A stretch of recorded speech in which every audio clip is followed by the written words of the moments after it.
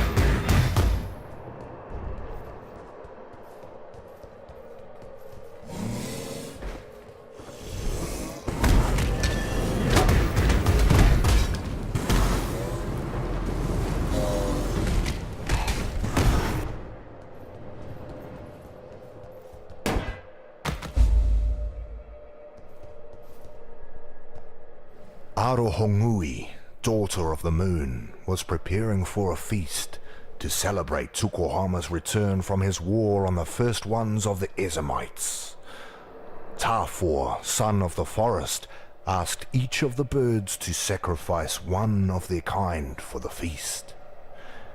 He gave these offerings to Arohongui, who cooked them in a great fire-stone pit.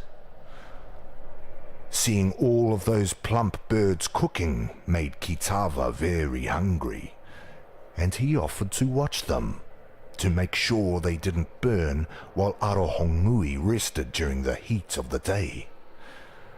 Arohongui thanked Kitava for his kindness, but while she slept, Kitava ate the cooking birds, flesh, bones, gizzards and all. Upon waking, Arohongui was furious to find that Kitava had lied to her, for saying that he would watch the birds when he truly intended to eat them all up. When Tukohama arrived home in his mighty canoe, Arohongui asked him to punish Kitava for his selfish gluttony. Tukohama, our father of war, agreed and pulled the sharpest tooth from his own mouth. He then asked Arohongui and Tafor to hold Kitava fast while he cut Kitava's face with the tooth. 2 slashes that blinded Kitava and formed a bleeding cross upon his face. From that day forth, Kitava would never be able to promise to watch that which he truly intended to consume.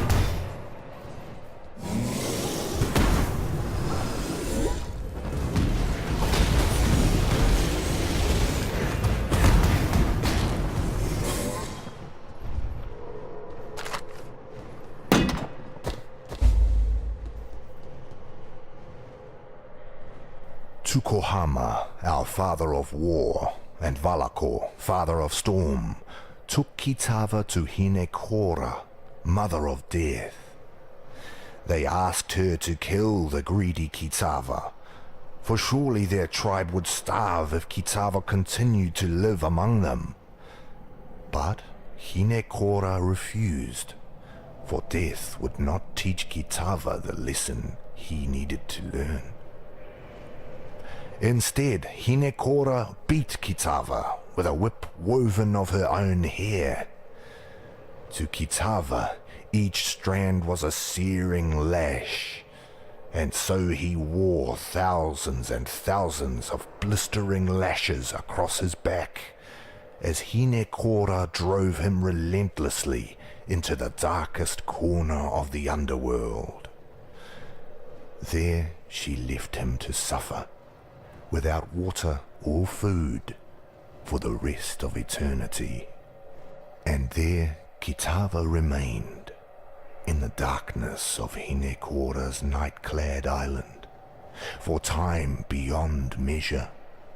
There he suffered, waiting for the day that he could return to the world of light, to slake his scorching thirst and satiate his ravening hunger.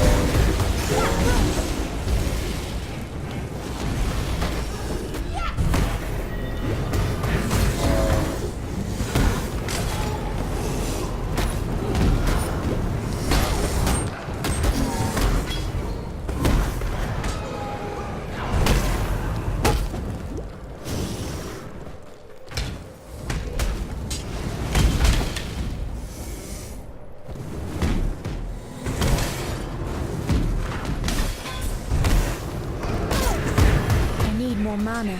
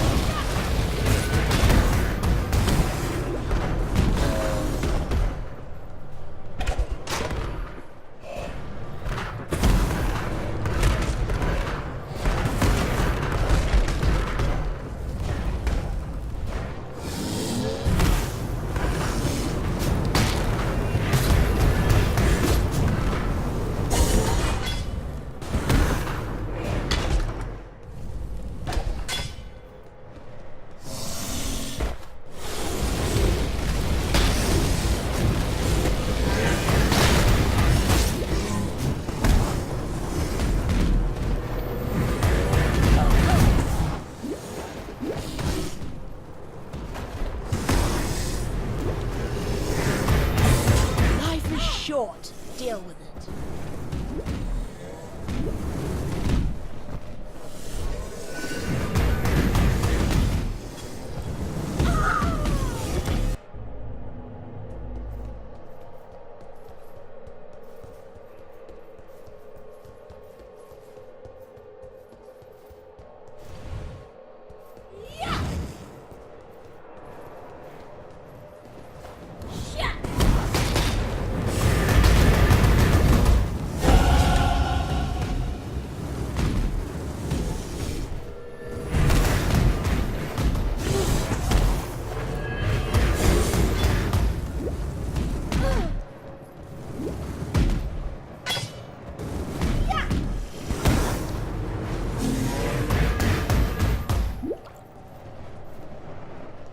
Much clutter.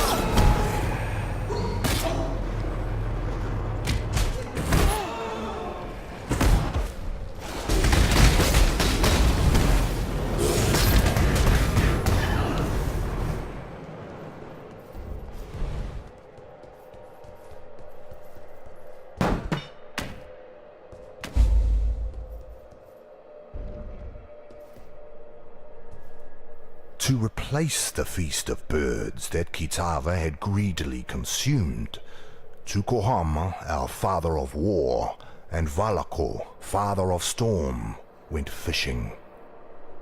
Although Kitava was blind, he could still cast his line and feel when a fish took his bait.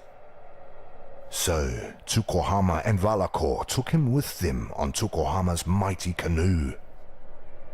But while they fished, Kitava grew hungry and secretly ate all of their bait of grubs and worms. Disgusted and angry, Tukohama and Valakor decided to use Kitava as bait instead. Valakor used his own jawbone as a hook, impaled Kitava on it, and cast both into the sea. Kitava sank to the bottom of the sea. But instead of the fish eating Kitava, it was Kitava who ate all of the fish that nibbled at him, flesh, scales, guts, and all. When Tukohama and Valakor hauled a fat-bellied Kitava back up from the sea, they were even more furious and knew that Kitava must be punished one final time.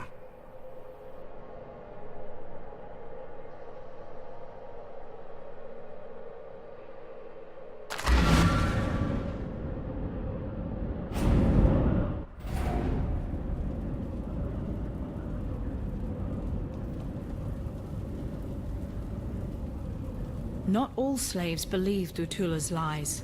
Some I know have managed to steal a ship and are soon to set sail for Namakanui.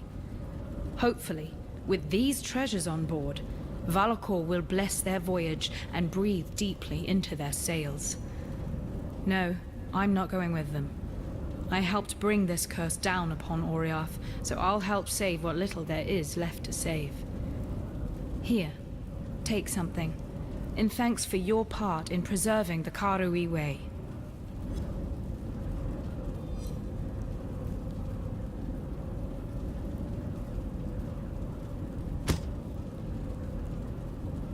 For freedom.